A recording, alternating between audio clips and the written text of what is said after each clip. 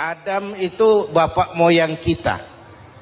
Dosanya satu, makan buah khuldi, dikeluarkan dari surga. Kita dosanya banyak, kepengen masuk, nggak nyambung. Hai Adam, dari tidak ada kamu saya adakan. Saya perintahkan tinggal di surga. Merasa sepi sendirian, saya ciptakan Siti Hawa supaya kamu tenang. Kamu boleh nikmati semuanya. Ini boleh, itu boleh, ini boleh, itu boleh. Makan, makanlah yang kau mau. Minum, minumlah yang kau suka. Pakai, pakailah yang kau senang. Satu yang saya minta, jangan dekati pohon khuldi. Itu kau tidak sanggup, keluar. Diusir dari surga. Sujud Nabi Adam, kata riwayat 40 tahun sujud, membaca Rabbana zalamna anfusana wa illam taghfir lana wa tarhamna lanakunanna minal. Itu namanya istighfarnya Nabi Adam.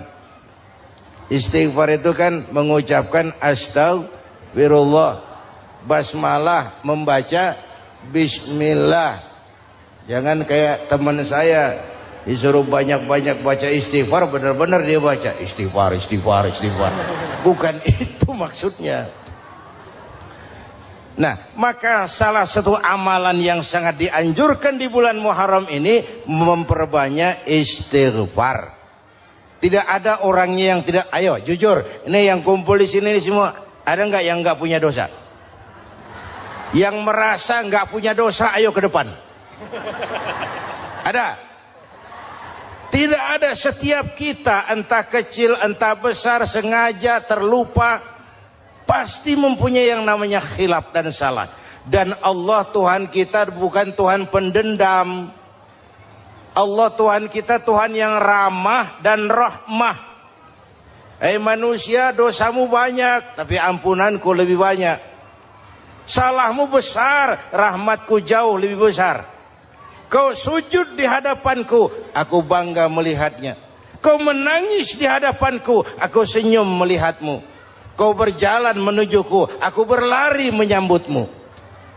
Karena itu amalan yang sangat dianjurkan di bulan Muharram ini memperbanyak istighfar. Itu kalau istighfarnya Nabi Adam. Ada istighfarnya Nabi Yunus. Ibu kenal Nabi Yunus? Di mana kenalannya? Sok tahu.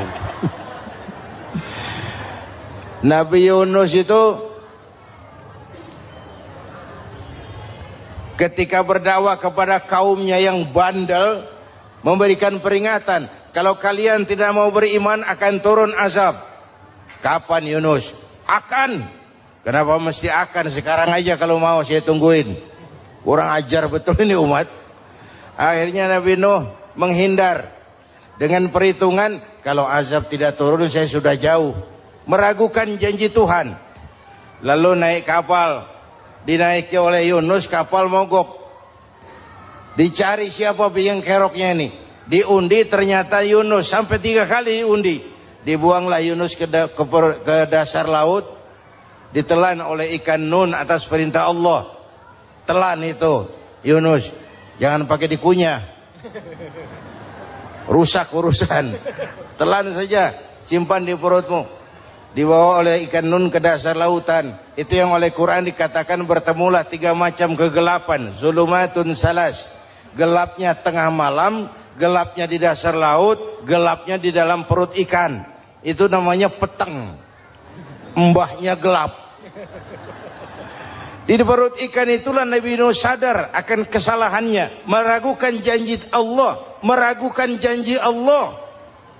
Ia sujud di dalam perut ikan itu, membaca la ilaha illa anta subhanaka inni kuntu. Itu istighfarnya Nabi Yunus. Dibacakan istighfar begitu, ikan sakit perut, Pak. Di dasar laut kemana mau cari apotik? Dia naik ke permukaan, memuntahkan isi perutnya. Nabi Yunus keluar dengan selamat. Itu pun terjadi pada hari ke-10 bulan Muharram. Istighfar intinya itu. Itu amalan utama bulan Muharram, memperbanyak istighfar. Allah selamatkan Nabi Nuh dari bahtera banjir yang luar biasa, 10 Muharram. Allah selamatkan Nabi Ibrahim dari pembakaran Raja Namruz, 10 Muharram. Setelah Nabi Ibrahim itu menghancurkan berhala-berhala, Abrahat pulang mau ibadah, lihat Tuhannya berantakan, marah besar. Siapa yang menghancurkan Tuhan-Tuhan kita ini? Ada yang lapor, kami lihat Ibrahim. Tangkap. Belum ada bukti, tangkap dulu yang penting. Bukti belakangan. Tangkap. Wah, dikerahkanlah aparat. Tangkap Nabi Ibrahim. Disidang langsung oleh Abrahat. Oleh Namruz maksud saya. Ibrahim, kau yang menghancurkan berhala-berhala kami ini, Tuhan-Tuhan kami. Siapa bilang? Ada yang lapor. Saya dengar enggak semua berhala itu hancur. Ada yang paling besar, angkat tangan, saya lihat ada kampak di tangannya. Barangkali yang besar itu iseng tuh, yang kecil-kecil dikampakin. Tanya aja sama dia. Kamu gila? Kenapa? Masa kami disuruh nanya berhala? Nggak bisa jawab. Nggak bisa jawab. Lah kenapa disembah? Lebih gila mana? Tahu nggak bisa jawab kenapa disembah? Kurang ajar kamu Ibrahim. Bakar, dibakar. Ketika Ibrahim dilempar ke kobaran api yang menggunung, Allah perintah api, ya naru kuni bardan wa salaman ala Ibrahim. Hai api, dinginlah sampean. Api Madura waktu itu, Pak. Hai api, dinginlah sampean, selamatkan Ibrahim. Api tunduk kepada perintah Allah. Ibrahim masuk ke kobaran api, selembar rambut pun tidak terbakar. Kenapa? Apinya tunduk kepada perintah Allah. Kenapa? Karena Ibrahim orang yang takut kepada Allah. Api tunduk kepada perintah Allah. Kalau kita baca ayat itu, masuk ke api, mateng. Sudah hadirin yang saya muliakan, oleh karena itu selamatnya Ibrahim dari pembakaran Raja Namrud itu pun pada 10 Muharram, Yaumul Asyura, hari ke-10 dari bulan Muharram. Imedia. Bapak Ibu hadirin hadirat yang saya cintai, sebagian kecil tentang Nabi Adam, Nabi Ibrahim dan Nabi Yunus, tapi saya belum menceritakan tentang Nabi Nuh tadi. Mengulang kaji. Nabi Nuh salah seorang rasul yang masuk ulul azmi, 5 besar. Karena memang perjuangannya menggambarkan satu usaha yang ulet dan luar biasa. Beliau diberi umur 950 tahun. Lalu berdakwah selama 900 tahun. Sore, pagi, siang, malam. Dapat pengikut tidak lebih 80 orang. Rata-rata 10 tahun satu. Kalau saya minta berhenti aja jadi nabi, Pak. Ustadz mana masih mau buka pesantren? 10 tahun buka pesantren, yang nyantri cuma 1. Pedagang mana yang masih mau dagang? 10 tahun dagang, yang beli 1. Pimpinan partai mana yang masih mau kampanye? 10 tahun buka partai, yang nyoblos 1. Bangkrut. Umatnya bandel, kurang ajar, durjana, bajingan, tengik. Umatnya Nabi Nuh ini kalau diceramahi, telinganya ditutup dengan tangannya. Nabi Nuh akhirnya rekes. Tuhan, siang malam saya berdakwah kepada umat ini. Tiap kali saya sampaikan dakwahmu, mereka tutup telinganya dengan tangannya. Alergi dengar ceramah. Apa itu ceramah? Non-profit. Saudara-saudara, jadi mau kamu gimana, Nuh? Sudah Tuhan, habiskan saja orang kafir. Nanti kalau punya anak, anaknya pun kafir lagi. Lebih baik bapak moyangnya sikat habis. Biasanya kalau bapak kalong, anak kampret. Bapak nyolong, anak nyopet. Fotokopi gimana aslinya? Habiskan saja. Itu mau kamu Nuh? Iya. Oke. Nanti aku turunkan banjir Nuh. Buat kapal. Dengan apa saya harus buat kapal Nuh? Ya dengan kayu. Kata Tuhan. Kayunya dari mana Tuhan? Ya dari pohon Nuh. Pohonnya belum ada Tuhan. Ya tanam dulu Nuh. Bikin kapal kayunya nanam pohon. Apa artinya? Perjuangan perlu kesabaran. Sukses itu ada prosesnya. Nggak bisa simsalabim abracadabra lalu kita mau sukses. Semua ada prosesnya. Walaupun kenyataannya begitu. Sukses banyak bapaknya, gagal itu yatim.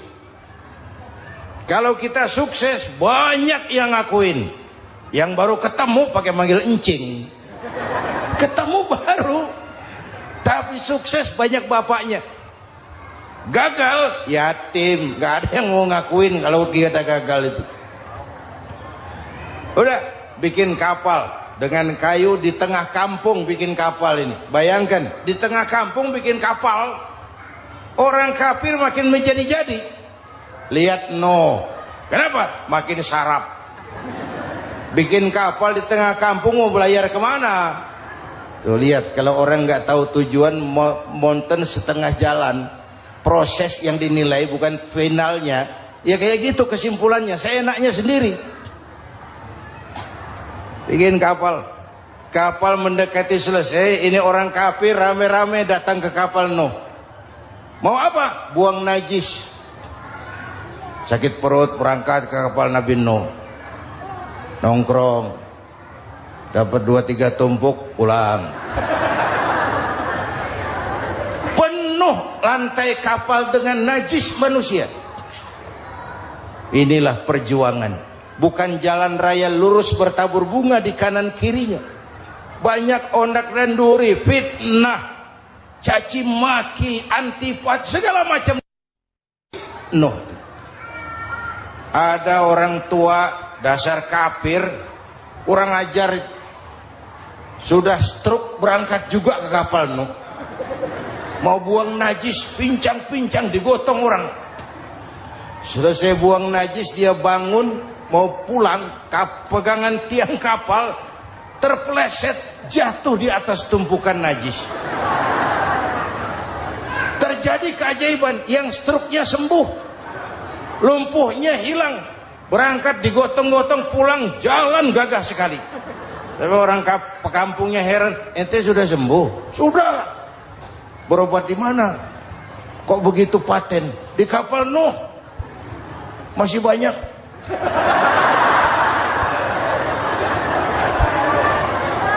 Yang berasa perlu obat bawa rantang.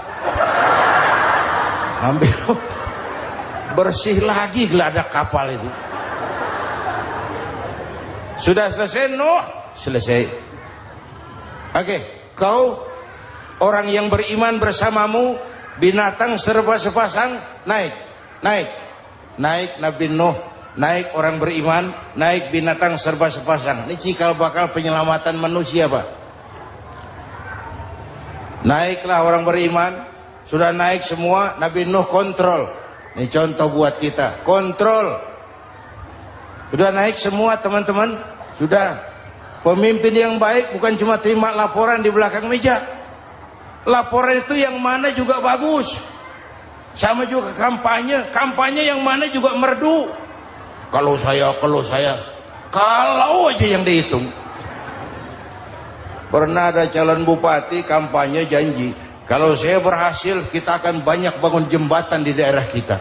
Rakyat tanya, Pak, nggak ada sungai di kampung kita, Pak. Dia bilang, sungainya kita bangun sekalian. Udah kadung janji, mana pula orang mau bangun sungai itu. Saudara-saudara, kontrol. Jangan cuma tunggu laporan di belakang meja, semua laporan bagus. Ya Bu? Bu?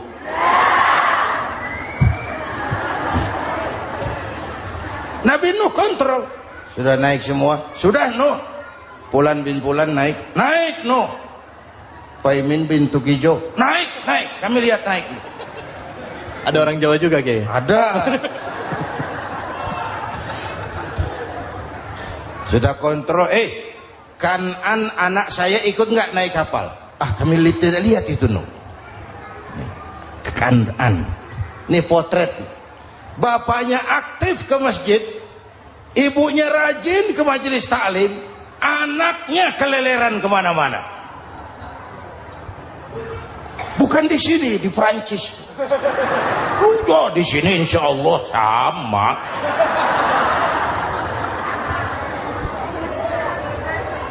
Nuh karena sayang anak, Nuh karena cinta anak, Nuh karena tanggung jawab anak, cari naik ke atas kapal. Lihat Kan'an anak saya, nggak lihat Nuh. Turun ke ruang bawah, periksa lagi. Mang, ayah Kan'an di dia. Jamaah Tasik ini rupanya di dalam. Tuh ayah mang. Ayah kemana ya budak ini? Turun ke bawah, tanya lagi. Ono Kan'an to? Ora nano raketo. Rombongan Jawa Tengah. Naik ke atas buritan. Dari buritan kelihatan ternyata Kan'an tidak ikut naik kapal, kumpul di darat bersama orang kafir. Ini potret kita sekarang. Kumpul sama orang kafir, hanyut anak-anak kita, ditelan budayanya orang kafir, ditelan tradisinya orang kafir, ditelan pergaulannya orang kafir. Nuh karena sayang anak dari atas manggil. Dalam Quran dijelaskan itu. Karena Nabi Nuh di atas, Kan'an di bawah, teriak, ya bunayyar kam ma'ana. Begitu dalam Quran ayatnya. Cuma ini pakai gaya memanggil supaya kelihatan ke gambar, kira-kira Nuh manggilnya begitu. Ini namanya gaya dakwah, Pak. Kalau ceritanya datar nggak menarik. Maka Nuh memanggil Kan'an, ya bunayyar kam ma'ana. Kata yang dengar, Ini gaya orang manggil, ya bunayyar kam ma'ana. Kan'an kesini nak, naik kapal sama papi. Kata Kan'an di bawah itu, enggak mau papi, John di sini saja. Kata Nuh, jangan nak, Allah sedang murka, akan turun banjir. Kalau datang banjir papi, sa'awi ila jabalin ya'simuni minal ma', saya akan naik ke gunung tinggi yang bisa menyelamatkan saya dari banjir. Kan'an naik ke gunung, gunung dihantam banjir, Kan'an mati sampai sekarang. Yang kelima, Nabi Musa, kisah Muharramnya ini. Lahir dalam kondisi yang sulit karena Fir'aun mimpi akan lahir seorang anak dari keturunan Bani Israel yang akan menghancurkan kerajaannya. Kata Fir'aun, sudah lahir belum anaknya? Belum. Kalau gitu mulai malam ini laki-laki dilarang bergaul sama istrinya. Semua perempuan hamil di bawah pengawasan negara. Mulai hari ini kalau lahir anak laki-laki terutama Bani Israel, penggal. Satpol PP disiapkan. Udah ada kayaknya. Ada. Patroli. Bayangkan, Fir'aun itu bikin undang-undang seenaknya sendiri. Apalagi merasa kekuasaannya dalam ancaman. Penguasa manapun kalau merasa dalam ancaman, panik. Padahal kekuasaan itu kayak harimau. Makin lama ditaiki, makin sulit turun. Kenapa? Karena macannya makin lapar. Naik terus capek, turun dimakan harimau. Serba sulit. Saudara-saudara, kalau kita mau belajar dari Pak Harto, saya melihat kekurangan Pak Harto cuma satu, terlambat berhenti.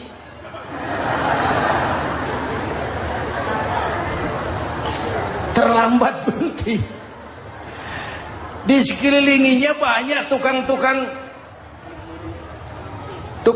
jilat, tukang semir. Pak, kalau tidak ada bapak kami bagaimana, Pak? Saudara hadirin yang saya hormati, maka sering saya ingatkan, temanmu yang sejati adalah teman yang membuat kamu jadi benar, bukan teman yang selalu membenarkan kamu.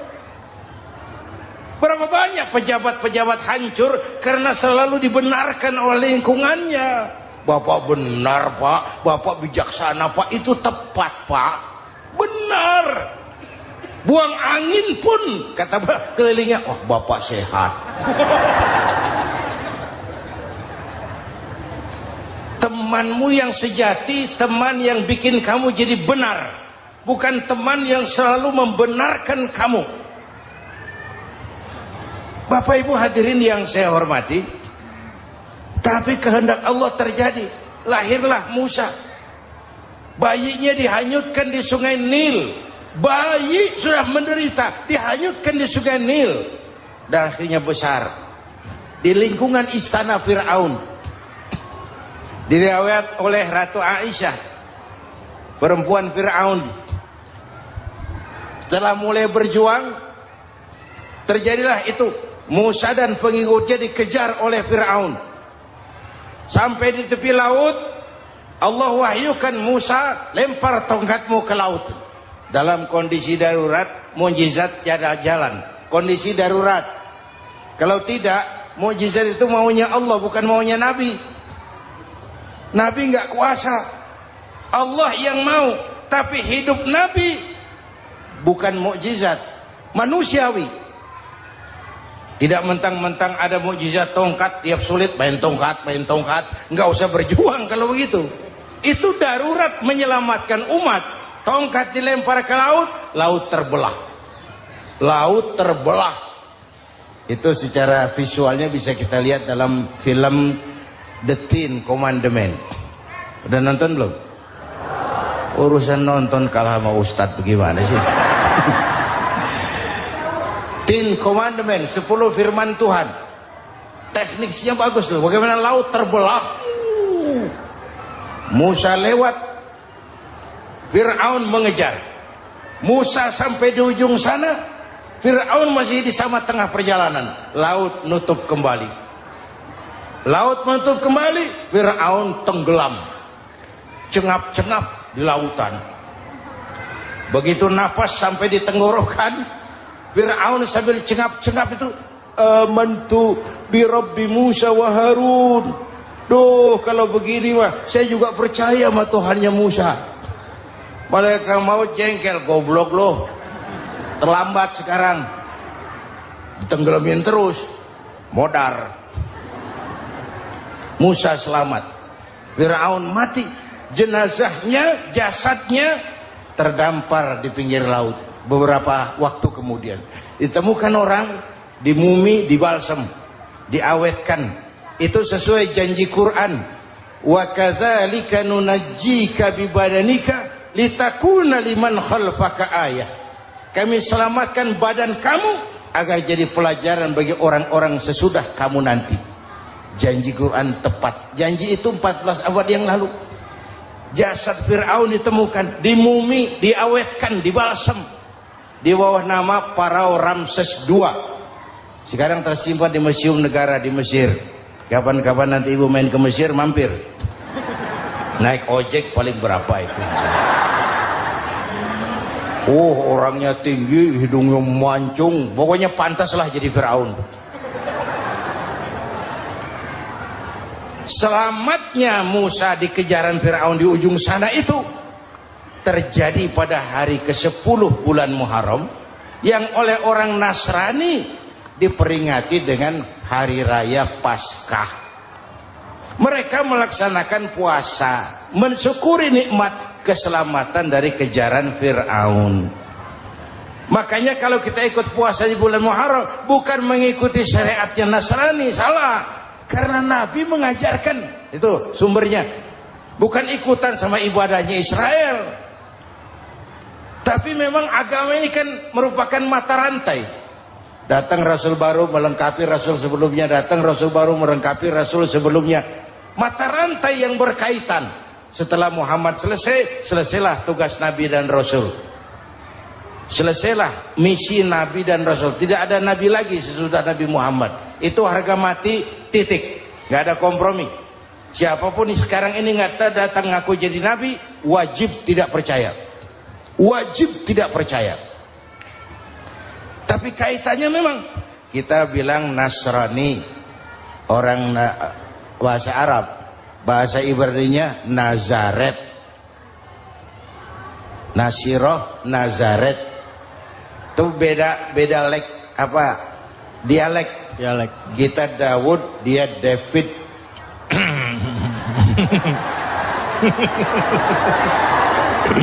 Ibrani.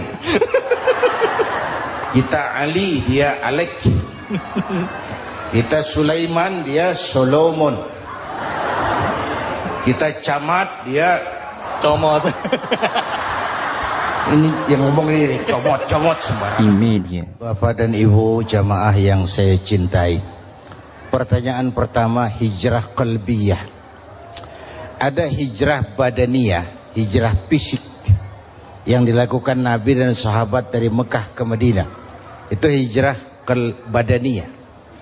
Ada hijrah qalbiyah, hijrah hati. Dan ini yang kita perlukan sekarang. Karena refleksinya akan membias kepada alur kehidupan. Kalau hati kita mau berhijrah, fisik akan ngikuti. Hijrah dari tempat, dari malas ibadah menjadi rajin ibadah. Hijrah dari maksiat kepada yang ma'ruf, dari berpecah belah menjadi bersatu. Hijrah seperti itu yang sangat kita perlukan. Apalagi masyarakat ini paternalistik. Kita harus hijrah mental sekarang ini. Maka yang disampaikan tadi benar. Seorang ketua MK siap mengundurkan diri kalau terbukti anak buahnya terlibat suap. Itu walaupun siap, tapi sudah angin segar buat rakyat. Bahwa masih ada banyak insya Allah pejabat kita yang punya harga diri. Walaupun ada juga pejabat kita yang muka tembok, kulit badak, kuping kebo. Muka tembok, kulit badak, kuping kebo. Biasanya kalau kereta api tabrakan di negara-negara maju, Menteri Perhubungannya mundur. Di kita petugas palang pintu dipecat. Jauh sekali menteri sama petugas palang pintu. Yang benar-benar diadili yang krocok-krocok, kopral-kopral gitu. Padahal hadisnya jelas, ar-rashi wal murtashi finnar. Yang nyuap dan yang nerima suap, dua-duanya neraka. Kasus potret belakangan ini, yang nerima suap, yang diuber, yang nyuap aman. Yang nyuap aman, yang korupsi pajak dikecil-kecilin, yang ngemplang pajak aman. Padahal ngemplang pajaknya triliunan. Padahal dia sudah dikasih fasilitas oleh negara mengelola sumber daya alam negara yang artinya milik rakyat. Dia harus bayar pajak, uang pajaknya dikumpulkan bagi sebesar-besar kemakmuran rakyat. Itu tindakan merugikan rakyat. Karena itu betul, saya setuju, hijrah qalbi yang perlu kita lakukan sekarang. Hijrah hati. Kita ini bangsa Indonesia, seperti timnas. Timnas sekarang anak-anak muda sudah berani pakai baju PSSI. Iya. Kenapa? Menang. Coba kalau kalah terus, nanti menang. Tapi bangsa Indonesia itu memang seperti timnas, namanya kesebelasan, 11 orang. Walaupun ada pemain bintang ya ada presiden, gubernur, menteri, itu bintang-bintang. Tapi bintang baru ada artinya kalau dibantu 10 pemain yang lain. Cristiano Ronaldo, siapa itu?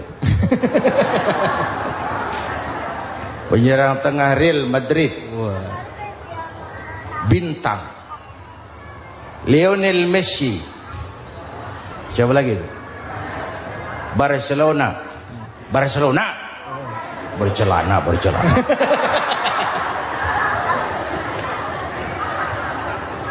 Michael Rooney, bintang Manchester United. Ronaldo baru bintang, Messi baru bintang kalau ada 10 pemain yang lain. Bagaimanapun hebatnya Cristiano Ronaldo, kalau sendirian lawan satu kesebelasan, babak belur. Itulah kita, bangsa Indonesia. Kita satu kesebelasan, harus saling memperkuat. Ada bangsa kita ini yang jadi jaksa, ada yang jadi hakim, ada yang jadi polisi. Itu posisi penyerang tengah, kiri luar, kanan dalam, back, striker, kiper, posisi. Tapi sadar, kita satu kesebelasan, Bung. Jangan bikin gol ke gawang sendiri. Kalau punya bola bagus, operan dong sama temannya. Yang bisa menciptakan gol, operan. Ada yang jadi pengusaha besar, bagus boleh. Punya untung besar, operan. Kasih masjid, kasih pesantren, operan. Ini kesebelasan kita kalau punya bola, pelitnya setengah mati, Pak. Nggak mau ngoper. Bawa sendiri, mending bikin gol. Enggak. Kita ini satu kesebelasan. Satu sama lain harus saling memperkuat. Bahwa ada penyerang tengah, itu si posisi. Tapi kalau memang peluang memungkinkan, ayo dong operan. Saya iri sama kesebelasan Nasrani di Indonesia. Mereka kalau punya bola, operannya cakep. Gereja cepat selesai, rumah sakit Kristen cepat selesai. Kenapa? Operannya bagus. Kita ini kalau punya bola bawa sendiri, nggak mau ngoper. Maka masjid nggak selesai-selesai. Madrasah banyak yang bocor. Rumah sakit Islam kalah bersaing. Kenapa? Operannya berat. Ayo menyadari, kita ini timnas, satu kesebelasan. Jangan menjegal kawan seiring. Kawan sendiri dijegal. Sudah musuh terlalu kuat, gawang sendiri dijebol. Akhirnya terbalik kita ini. Ujian terberat telah diberikan Allah kepada para anbiya, kemudian para aulia, kemudian para ulama. Summal amsal fal amsal, ke bawah dan ke bawah. Diuji setiap orang menurut kekuatannya berpegang kepada agama. Kalau karena anak Melayu bilang, kalau takut dengan ombak, jangan berumah di tepi pantai. Kalau takut diterjang ombak, jangan berumah di tepi pantai. Kata ibu tadi, mau jadi pohon tinggi, harus berani ketiup angin. Makin tinggi pohonnya, makin keras anginnya. Takut angin, jangan jadi pohon tinggi, jadilah rumput. Nggak ditiup angin, tapi diinjak kebo. Apa yang nggak ada resikonya? Apa yang nggak ada resikonya? Semua nabi ada yang dihantam kekuasaan yang arogansi. Ibrahim berhadapan dengan Namrud. Musa berhadapan dengan Fir'aun. Ada yang diuji dengan berhadapan umat yang sangat kurang ajar. Ada yang diuji dengan gosip yang dahsyat. Nabi Yusuf digosipi sama Zulaikha itu. Nabi Yusuf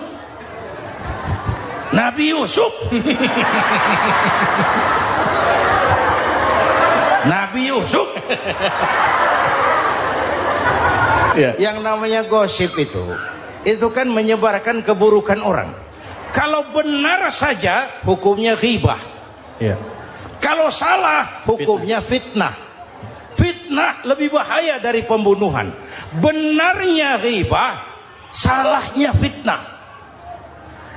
Saudara hadirin yang saya hormati, jadi resiko itu biasa. Tidak ada yang tanpa resiko. Kalau takut ombak, jangan berumah di tepi pantai. Tinggal bagaimana kita menyikapinya.